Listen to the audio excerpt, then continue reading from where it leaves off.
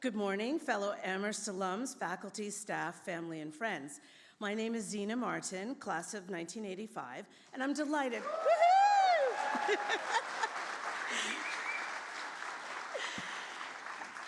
And I am delighted to be back in Amherst, but truthfully, I am also in complete denial that I graduated 40 whole years ago. Seriously, how did that happen? It seems like yesterday that I was a freshman in Valentine or junior year resident counselor in Stearns and heavily engaged in my studies and extracurricular activities. Amherst has always held a special place in my heart, and my best memory was actually as I was leaving. I was honored to be elected by my classmates as senior class president in the spring of 1985. And in fact, this election was historic because it made me the first Black senior class president in the college's then 160-year history.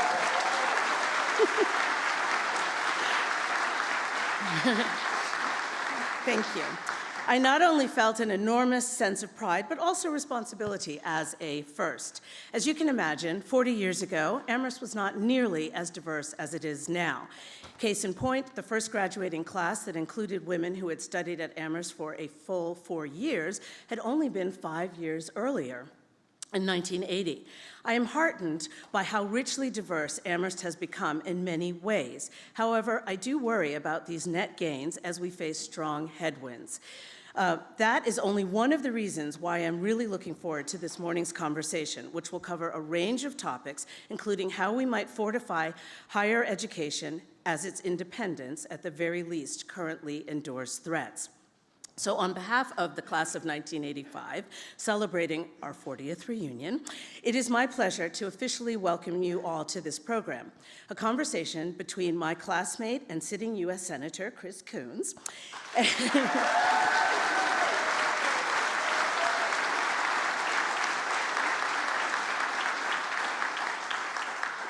and President Michael Elliott.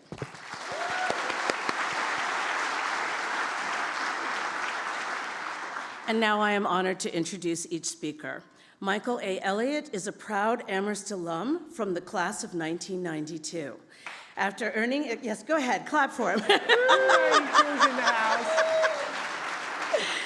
After earning his PhD in American literature from Columbia, he spent more than 2 decades at Emory University, where he ascended from faculty to dean of the College of Arts and Sciences. In 2022, he returned to Amherst to become the college's 20th president. A scholar and advocate for the liberal arts, President Elliott emphasizes connecting the Amherst experience to a broader sense of purpose, what he terms Amherst for the greater good. By encouraging students and alumni to deeply engage with the world, uphold democratic principles, and contribute meaningfully to society. Please join me in welcoming President Michael A. Elliott.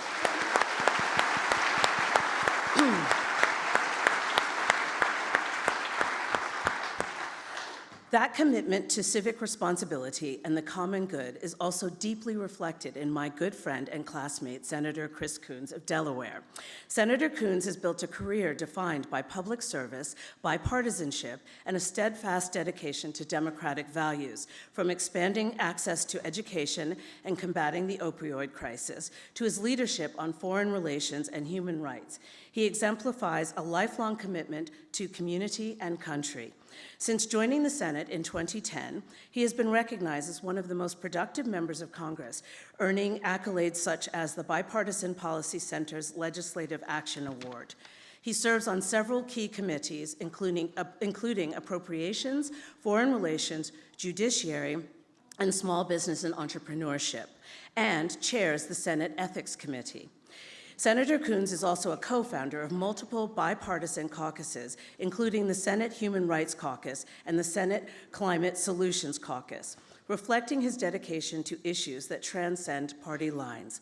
A 1985 graduate of Amherst College, Senator Coons holds a law degree from Yale Law School and a master's in ethics from Yale Divinity School. His early career included work with the I Have a Dream Foundation and the South African Council of Churches during the anti-apartheid movement. Please welcome Senator Chris Coons.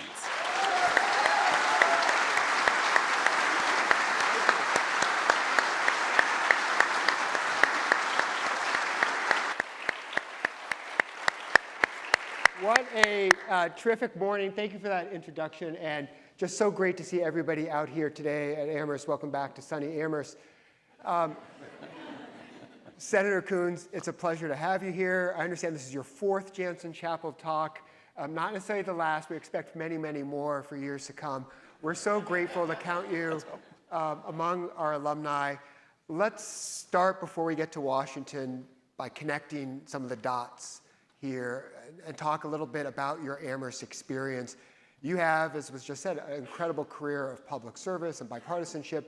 Are there specific things or a specific experience at Amherst that set you on this path or that foretold the path that you would take as a public servant? Well, good morning, Mr. President.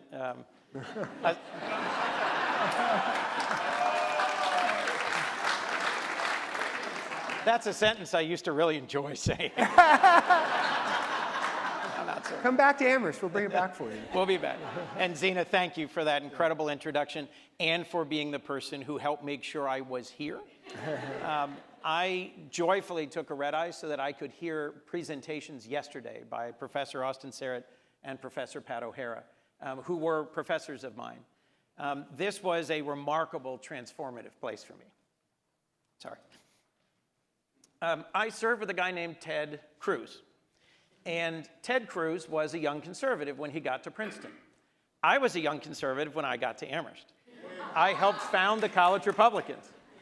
And one of the formative experiences I had were 3 incredible and gracious people, Jeff Urbach, and Hara Person, and Barry Block. And instead of shaming me and talking down to me and ridiculing me, they showed curiosity, patience, and engagement. Is that really why you think that? How did you come to that view? They'd never met someone with the views I had at the time. It may not surprise you that Hara and Barry are today rabbis. Imagine the course our nation might be on if Ted had had on his hallway at Princeton people who drew him out and asked him respectful and thoughtful questions. Austin, Professor Serrett, was my advisor and pushed me, tested me, challenged me, not always in easy or generous ways. But this You should try working with him as president. There might be some bonding in the room over that. This place taught me how to question the worldview and the assumptions I'd been raised with, maybe more than my parents had really hoped for. But I took a semester in Kenya, and it was something my fraternity, my Smith girlfriend, a lot of my close friends really questioned why I was doing it. But it forced me to look at our nation and our college from outside. And then when I came back, Father Tom Massaro, now a Jesuit theologian who was my friend and debate partner, picked me up at the airport and drove me around the South Bronx and said, "You've just lived in slums in Nairobi. Now I want you to look at wealth and poverty and opportunity in our nation and ask yourself as a person of faith, how can you live with this comfortably? And what are you doing to address it?" That's just a few quick examples from classmates to professors to friends. This was a place that gave me the freedom to study science and political science, to stay up way too late debating all sorts of things. And so at the end of the day, if I had an opening question for you, it would be, why are you here? And my hunch is it's to experience some of that same incredible joy and energy and optimism, to talk to people you don't necessarily remember or know that well, but who have lived amazing lives and are doing interesting things, to be tested and pushed and challenged, and hopefully to question some of your assumptions about what's possible and what's next. Whether this is your 5th reunion or your 50th reunion, this is a special place. This is an amazing place. And my hunch is you're here, as I am, with a hunger to be tested and challenged by others, and to ask questions about what does Amherst ask of you in this moment. Thank you. I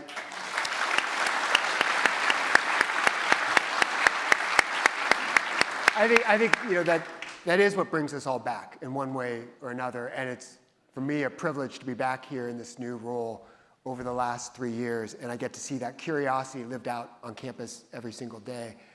But I also think about what you've done for decades, which is to put yourself in the public spotlight, to take risks, to make yourself vulnerable as a public servant.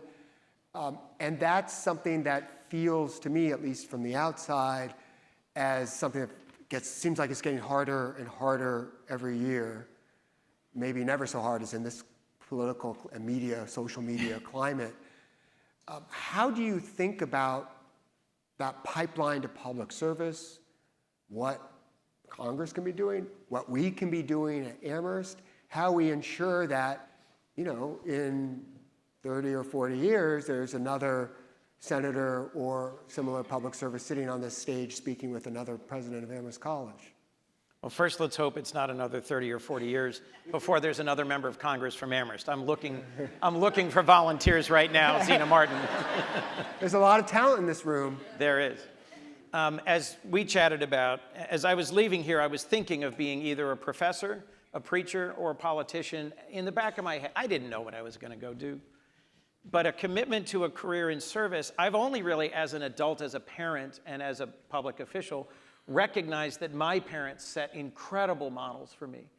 They weren't doing it consciously. They weren't bragging about it. They never talked about it, really. But my mother worked in our church with a whole group of mothers to welcome a refugee family from Vietnam. And my father volunteered to do prison ministry and took me with him. He was a Republican suburban businessman who worked really hard Monday to Friday. But on occasional Sundays, he took time and went to the maximum security prison and spent time with a man who was convicted of murder for killing his alcoholic, abusive father. After doing so, he called the police and said, "Please come arrest me. I'll never hurt anyone again, but I've done something terrible." My father took the risk of letting me and his other two sons go fishing and hang out with him on furlough weekends. This was living our faith in a very concrete way. And ultimately, when our neighbors found out my dad was doing this, they were not very happy. This was not what we do. So first, a career of service in some ways has to begin by seeing it and experiencing it and doing it. Today, we're in a culture where lots of schools require service and lots of corporations have sort of mandatory service days. And we have to reimagine service as the thing that helps us expand our definition of neighbor and our understanding of citizenship. Service, whether it's service to our nation and our military and our law enforcement, by being a teacher, a prosecutor, or a defender, by someone who actually builds our community, service is at the very heart of what is being torn apart and attacked and challenged right now, and is at the very heart of what can and should fix it. So I ran one of the first national direct AmeriCorps programs. AmeriCorps is a federally funded, locally run volunteer partnership. It's how I met my wife, so I have a particular passion for it. And I've had to not watch, but protest and resist and fight as DOJ has eaten it alive. It's not dead yet, but it's close. And that national network of service that really was launched by George Bush and Bill Clinton and long enjoyed bipartisan support is a key piece of our future, reimagining it. Colleges can and should provide specific incentives for service, loan forgiveness, structured programs that help make service connect to the learning that you're doing. I was a volunteer tutor in Holyoke in a program, and the time I spent in Kenya, those two in combination really challenged me to look at wealth, poverty, opportunity, education, and the pathway that this place and many other institutions of higher learning have to be.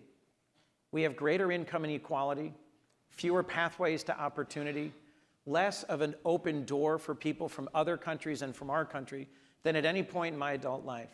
Service is how we bridge that and see each other, and service combined with educational opportunity is how we once again become a country of mobility, a country defined by who we can become, not by who our family was or our zip code or our race or religion or color, but defined by our creative capabilities.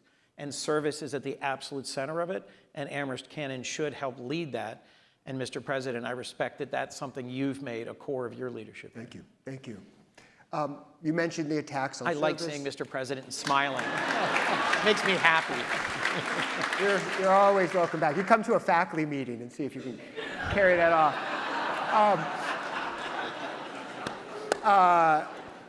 Much like the Senate. You mentioned the attacks on service. You mentioned DOJ. So let's start to get into the current moment.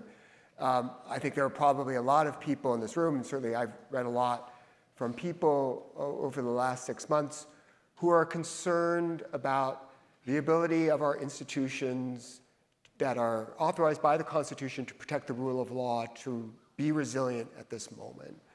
The Senate, the judiciary, how do you think about what we can and should be doing to protect the rule of law? How do you think about the strength of American institutions at this particular moment? How do you think we're going to make it through this? This is going to be very hard. Those of you who may have come expecting me to give you some quick, trite moment of hope and you can now go on and have a fun night this evening, that's not this show. Our time is about up. Yes. I have a dear friend, Pat Leahy. He was a very long-serving senator from Vermont, and at a point earlier than the one we're in right now, but where there was sharp division right in 2017, I went to Pat and I said, has there ever been a moment like this where we've been this divided? And he goes, oh, yeah. And I said, while you've been serving in the last 34 years? He goes, nope. And I said, when? He goes, Civil War. I was in the chamber on January 6th. I suspect I'm the only person here, I may be wrong, who was actually in the chamber or in the Capitol.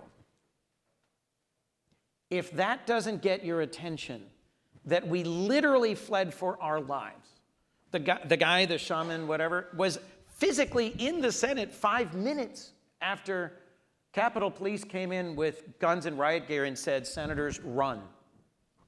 I helped Diane get out of the chamber. It was a terrifying moment. And as we sat in judgment of our now president, they showed the video of us running down the hallway. That was bad enough. After that, I think we all expected there would be a moment of accountability, of resetting, of norms, and of saying that was terrible. We're not going to let that happen again. What scares the daylights out of me is to have a president who has pardoned not just folks who may have been there for a rally and wandered into the Capitol, but for folks who physically assaulted police officers. One of my friends died as a result of that. Howie Liebengood, one of the best Capitol Police officers I've ever known, took his own life, traumatized by that day. How can you say you support law enforcement? How can you say you support the most fundamental institutions of our constitutional republic if you're going to pardon and then celebrate and then make payments to the very people who stormed the Capitol? You may support Donald Trump. You may support his policies. You may want the result of the election. But when you start moving into this area is when we're eating into the very core. That's when you're saying it's all about power, and it doesn't matter what damage we do to our structures. If we had one of my Republican friends, and I have them in the Senate here, they could cite chapter and verse, as they do, moments when, in their view, Democrats began to head down the spiral by breaking norms or rules or being willing to vote certain things in they thought were wrong. But these last 6 months, there's 180 federal court actions declaring what President Trump has done or is doing unconstitutional or illegal. The judiciary so far is largely holding, forming a corrective barrier. But back to Federalist 10 and 51, our structure believes that, it's why we're not a parliament, that members of a political party will jealously guard the prerogatives of their institution over their party. And to be blunt, too many of my friends have done what the president orders in terms of confirmations, passing certain bills, breaking certain norms procedurally and standards, and we are at a very dangerous moment. So in the next couple of months, we're going to see decisions about who gets arrested, about what bills get passed, about what institutions, whether it's universities or foundations, get challenged and tested and pushed to their very limits, from law firms to publications. Almost everything that when I go to another country and try to assess how they're doing as a democracy, almost everything that makes up the supportive tissue of a vibrant democratic system of organs that keep the lifeblood of democracy moving, it's all being clipped, snipped, frayed, or broken in some profound way. So our first challenge is to not normalize it, to not look away. It's easier. There's a lot of folks who are at reunion who don't really want to hear this and don't want to be a part of this conversation. I've got a lot of friends and family who've gotten off of social media, stopped listening to the news, don't want to hear it. It's depressing as hell. If I could summarize the Trump presidency in one way, it's, oh crap, he did what? It happens 5 times a day. I don't know how many of you have people you love who are members of your family or your immediate community who voted for Donald Trump or who support him. You should if you don't. You should go find them. You should go listen to them. I didn't vote for Trump. That might not be news to you. But people at my Thanksgiving table absolutely did. There's a consistent message, though. I may support Trump's policy positions. Maybe they're pro-life. Maybe they think that we're spending too much overseas on foreign aid. Maybe they think we really need to radically restructure government. But they don't like the process, the chaos, the unpredictability. They think other countries take advantage of us and we should have tougher tariffs and bring manufacturing about. But the way that tariffs are being just seems unhinged. Professor Serrett yesterday said, you have to give people a place to stand. I do think if we're going to have any hope of respecting each other and hearing each other and getting through this moment, it's going to take all of us engaging, advocating, not just resisting, but hearing, humbly and respectfully testing ourselves, challenging ourselves to actually hear what it was that's happened over the last 20 years that has made people so angry, so insistent on changing our system, that they looked at Kamala Harris and Donald Trump and said, yeah, that's what I want. That's what I want. Break the damn thing. Change it all. I'm sick of being taken advantage of. So enough of this DEI and woke stuff, enough of this sending money to other countries, and enough of disrespecting me. I'm going this way. And until you live in that and feel that and have some sense of it, it's hard to understand what's the path out of this. Lecturing people about rule of law doesn't work well. My focus group guy, who does lots of focus groups for lots of other senators, came out of the field in 22 and said to me over and over, focus groups in swing states, when asked, summarize Republicans in one word, summarize Democrats in one word, said, Republicans are scary, Democrats are preachy. In 22, they took preachy over scary. In 24, they said, we're sick of being preached at. I'll take scary because I want change. That's hard for an institution like Amherst that is part of a multi-generational structure that has long privileged particular backgrounds and wealth and opportunity and is, in my view, misperceived, but is strongly perceived by the current majority in Congress as being an elite institution that is about continuing to protect institution structures and privileges that don't include the vast majority of Americans. We have a case to make. As one of the first institutions with the endowment the size of Amherst and with the capacity of Amherst to actually go completely need blind and to dramatically diversify and broaden the pathways in here, if you haven't spent time with the current student body, it is stunning. And the caliber and the level of debate and discourse is better than ever, arguably higher. That was an open debate. Williams and Swarthmore, it took them a while to get to the same place we were under President Marx's leadership, to recognize that letting in more people from more diverse backgrounds would actually elevate debate and discourse, not bring it down. We have an argument to make, but we've got to make it. But this is now you're getting into my territory, which I appreciate, because we need your voice and we need your advice, right? One of the things that we share in common is that we both belong to institutions that have lower and lower trust among the American public, right? Congress and higher ed. Exactly. The only thing with lower trust in Congress, I think, is like cockroaches, cancer, and communism. I mean, like, we've hit the floor. Well, we would prefer in higher ed not to hit the floor. And in fact, to reverse the trend, to rebuild a sense of trust in what we do here, not just at Amherst, but in colleges like Amherst, although, of course, we want to lead the way. What's your advice for us? How do we make the case, not just, the endowment tax and those specific things, although, of course, we want your support on that, he says quietly. This is now a registered lobbying moment. But how do we rebuild that trust? How do we help people to understand what I think you've just said, how those of us who are close to the college perceive what we're doing. We see ourselves as engines of social mobility, engines of curiosity, crucibles of democracy, but that is clearly not the perception that is out there. How do we meet our critics? So first, in the next couple of weeks, a bill is coming through the Senate that I'll predict right now is going to pass. The question is in what form and what's going to be in it. And so this is the lobbying portion from me to them. Republicans. You may be Republicans. You may support Republicans in the Senate or in the House.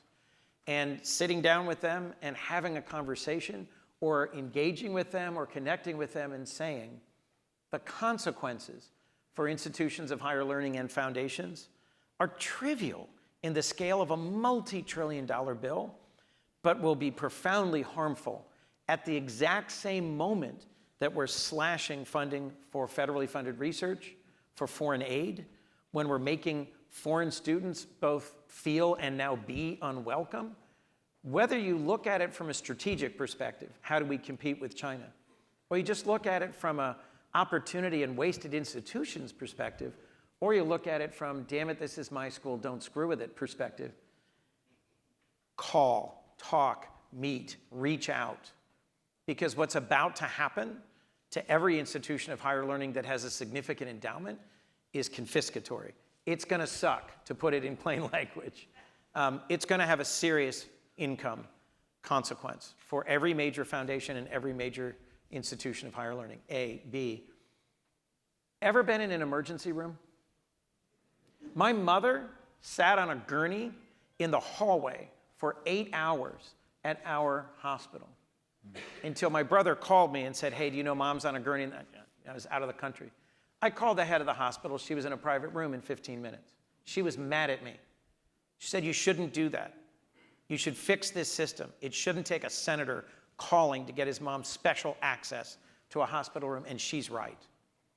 If this bill passes, the wait times for ERs will double because millions will be thrown off of Medicaid.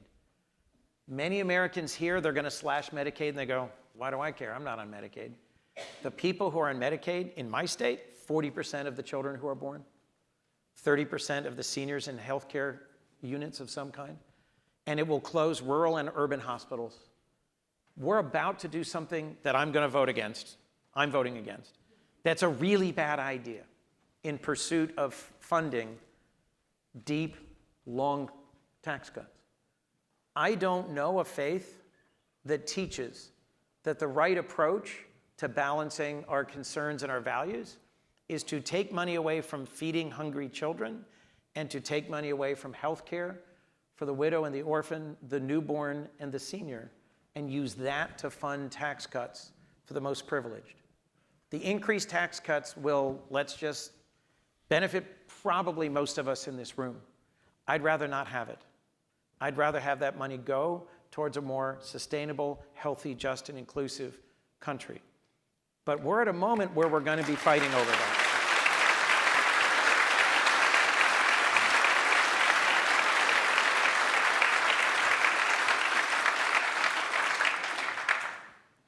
Touch anyone of influence you know.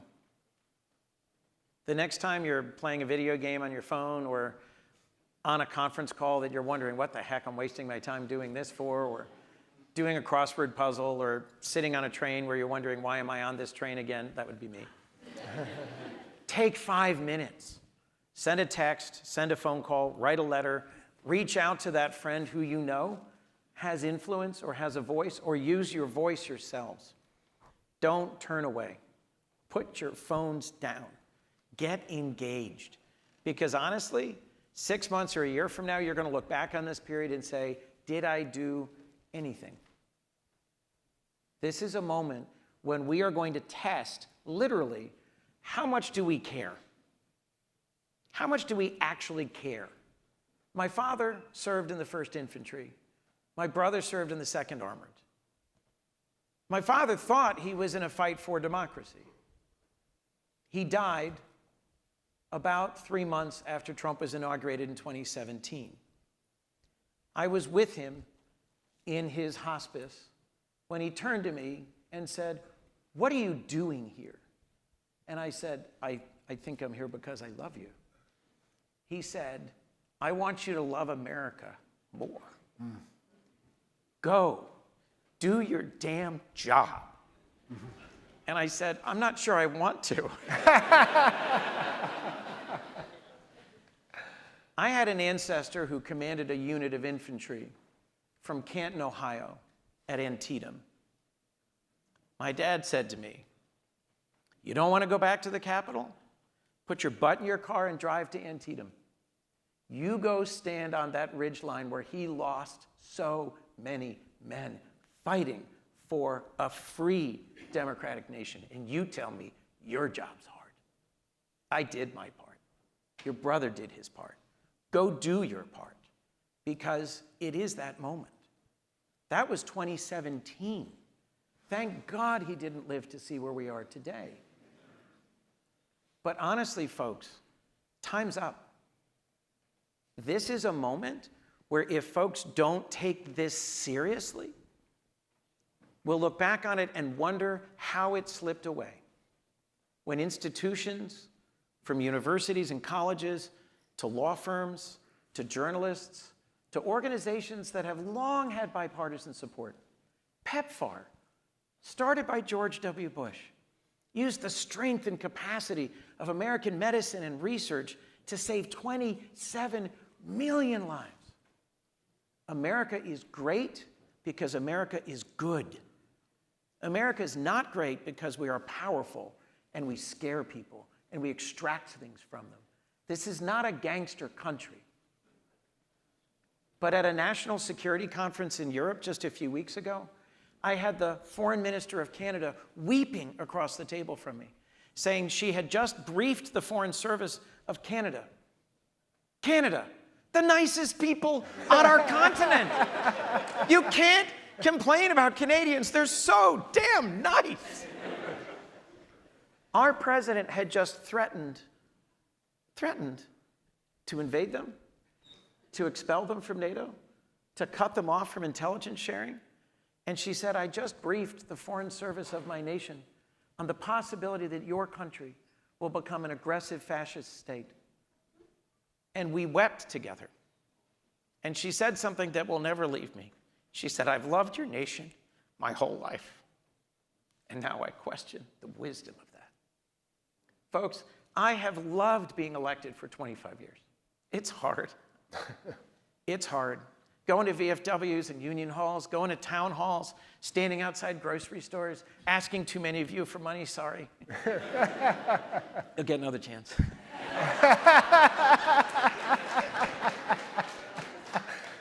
But being vulnerable physically and personally and listening to them, going out and being with them in their anger and their confusion, going to funerals for people who've lost a child to an overdose, being with a widow who's lost her husband who was a sergeant on patrol in my county police department, being with the people I represent.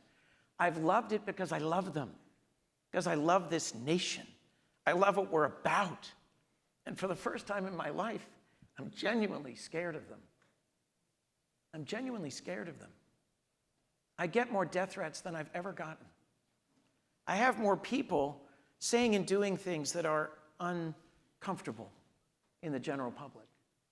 And for too many of my colleagues, they're choosing to withdraw or to leave rather than to keep driving into it.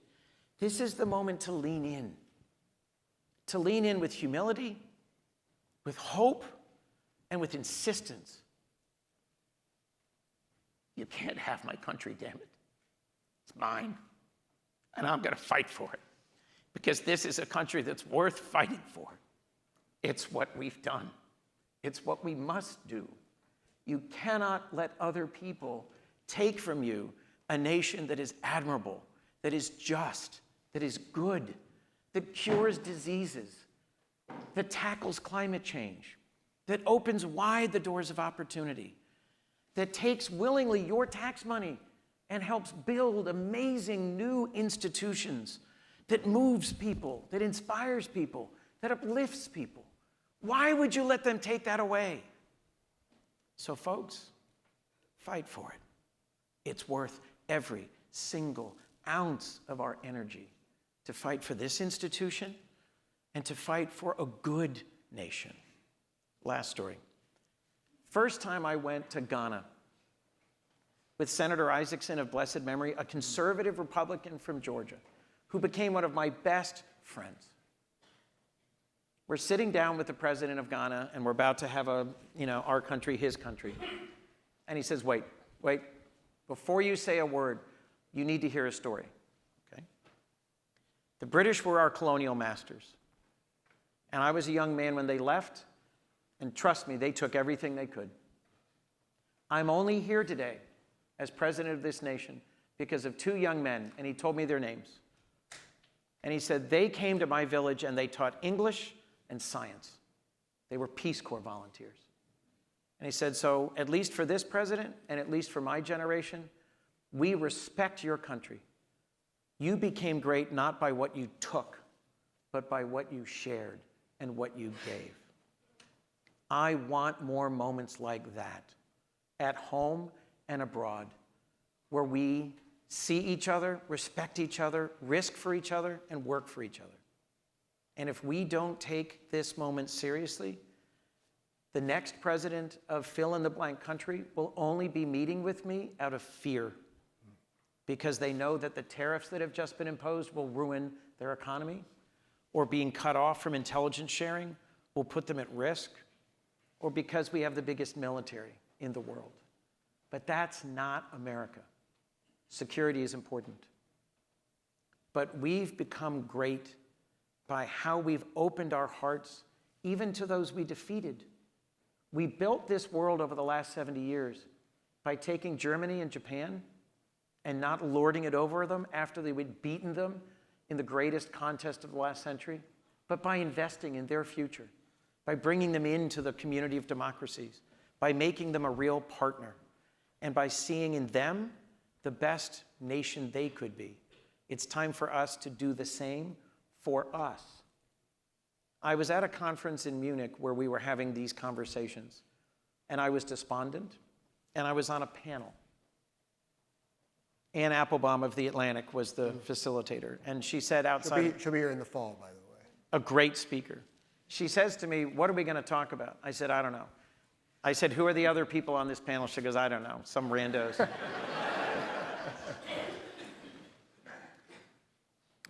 3 young members of parliament from Ghana, from Burma, from Poland, all women, all in their first term.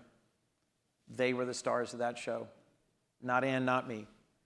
The ferocity with which they had fought for and worked for democracy. The woman from Burma, having spent time in prison, now in exile. The woman from Poland, part of the new majority that is pushing back on authoritarianism. The woman from Ghana, imagining a new nation. All 3 of them fiercely committed to fighting for democracy. Democracy is not ours. It's an idea. It's a vision of what can be. It is a belief in human potential. We can only become a democracy again and be better at it if we actually see that of God or a deserving role in our society of everybody. So when you describe people of the other party, no matter what your party is, as crazy, what you're really saying is someone I can't reason with. When you say that's insane, what you're really saying is there's no point in trying to compromise with them.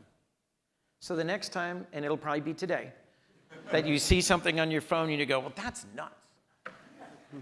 Remember what my state hired me to do is to go to Washington, to walk in, to stick out my hand and say, hi, Lindsay, how was your week in Ukraine? Hi, Ted, can we negotiate about NIL? My job is to go find middle ground, find space, find commonality. And if I walk in the room thinking they're literally insane, then why am I bothering showing up? If we dismiss and disregard and disown those who voted for someone other than we did in the last election, then we're already well on the way to saying there's no point to being a democracy. It is rooted in humility, respect, hard work, and confidence that what we're fighting for matters.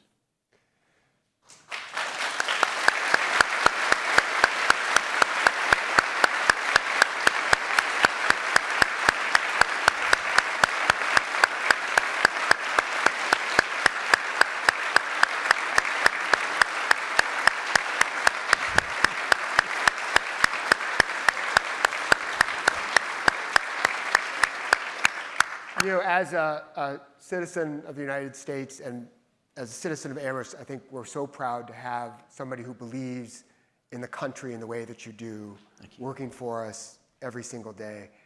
And what you described is really hard for many of us, to be able to consistently, in principle, fight for a vision of the country that is grounded in our goodness, in the better natures of ourselves, and at the same time stick out our hand with curiosity and humility to those that seem to have a different vision, or at least feel to us like they might have a different vision.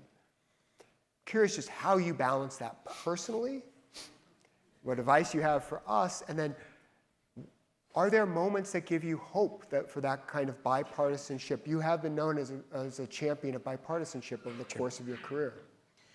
This is a hard moment to balance a sense of it's business as usual. We're putting on our jackets and ties or dresses. You know, we're walking in. Hi, how are you? How are you? How was your vacation? How was your break? You know, how are your kids doing? And then we walk and we vote, right? And you think to yourself, how can you vote that way? You're destroying X, Y, or Z. Particularly the post-January 6th stuff. That's very personal. We have a variety of groups in the Senate that help us connect with each other. Johnny used to host an annual barbecue. He literally brought an entire team from Marietta, Georgia, up to the Capitol, and they'd spend 2 days smoking and cooking and make a nice brisket. I mean, really remarkable. And as he was in hospice, I promised I'd keep doing that.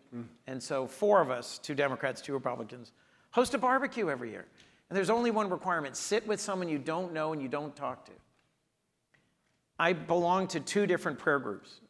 One is just Democrats, and it's really more of an encounter group. We meditate. We do exactly what you would think we do, which is wonderful. And I go regularly to a bipartisan prayer breakfast that's facilitated by our chaplain, but it's only senators. There's no press, there's no lobbyists, there's no staff. And what's so refreshing about it is people come and they are vulnerable. About 1/3 of the time, the senator who's speaking cries. Because we spend so much of our lives with a shield up. And you're in a tiny room of 20 senators. And you're literally looking at the people who helped try to beat you in the last election. And when it's done right, trusting them with the story of the arc of your faith and why you're there. Alyssa Slotkin just spoke. Katie Britt just spoke. And I learned something really deep about both of them. Last, traveling overseas, Codels, after the horror of October 7th, 10 of us got on a plane.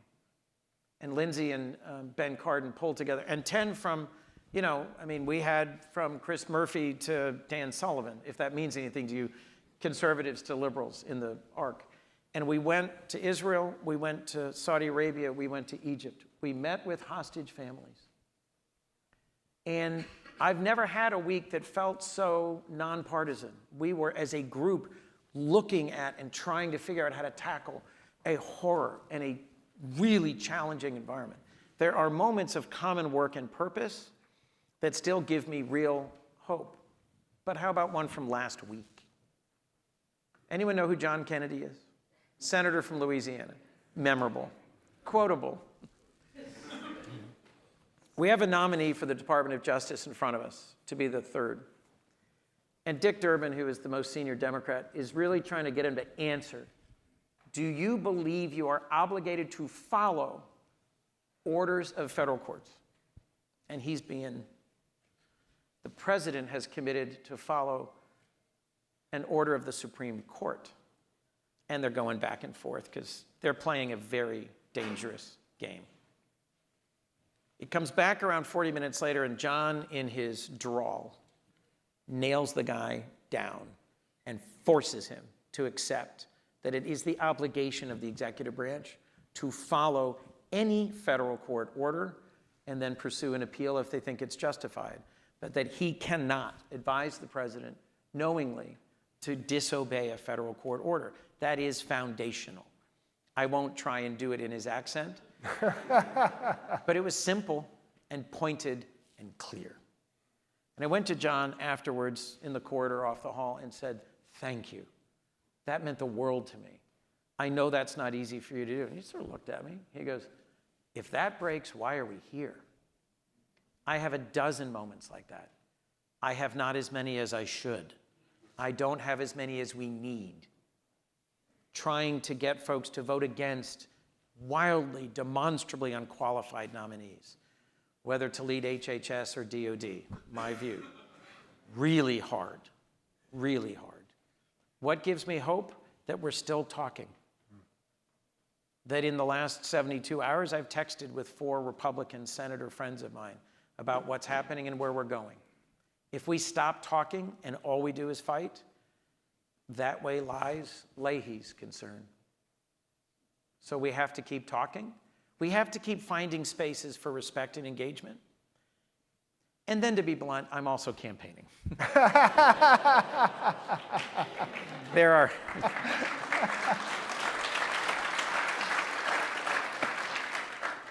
are 3 House seats in Pennsylvania where the incumbent Republican won by less than a point. And I'm getting busy because my state, it's going to vote Democrat. There's really only... Democracy works when you can campaign, where you can protest, where you can engage without fear that there will be consequences. I believe there will be a midterm election. I believe it will be essential to whether or not there are any checks or balances on our president. And I'm going to work my heart out to try and help persuade the people of 3 districts of Pennsylvania that they should look hard at the chaos and the votes and the direction and take a different path. I may not be successful. My work wasn't successful in the last presidential election. And there's time that I and folks like me are taking and need to take to say why. Where did we make mistakes? Where did we go wrong? But this is also a moment to say, damn it, engage and fight. That's what gives me hope. Good. Well,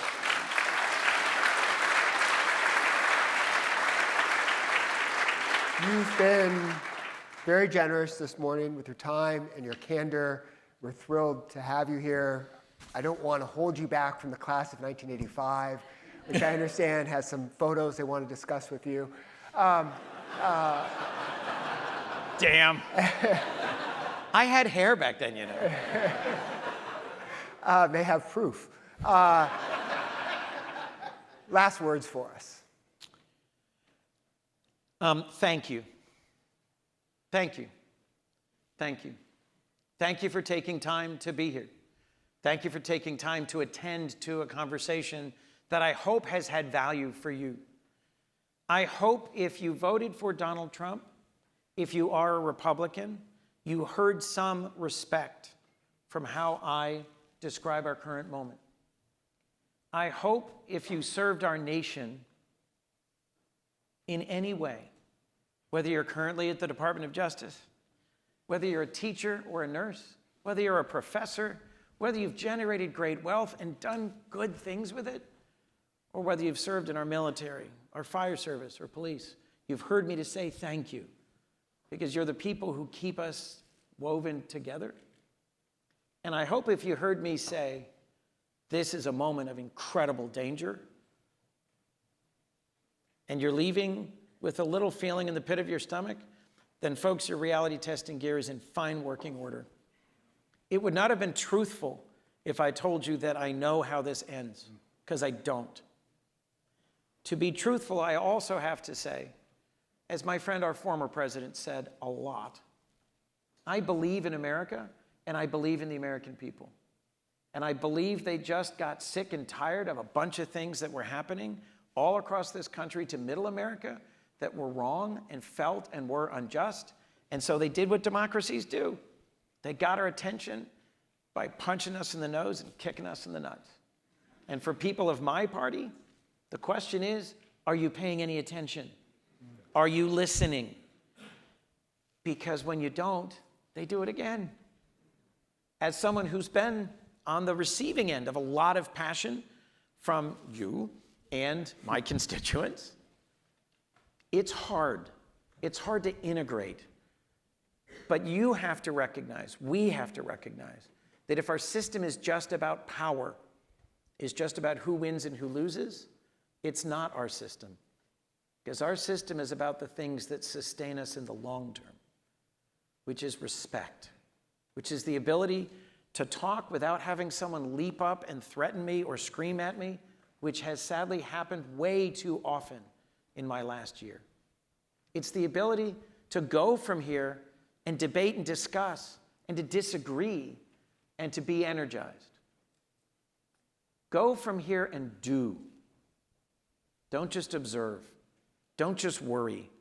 If you find yourself late at night with a glass of Chablis watching MSNBC or CNN or Fox and rage tweeting your friends. You're talking about my mother.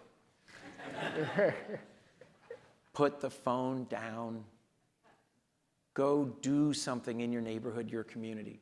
Rebuild what makes our nation great. Serve. Support this institution. Support questioning and challenging. Show faith in us. Because at the end of the day, that is the only thing that will save us. And that faith is best shown in action. Democracy is not just an ideal, it is a verb. So let's go save it. Thank you. Thank you.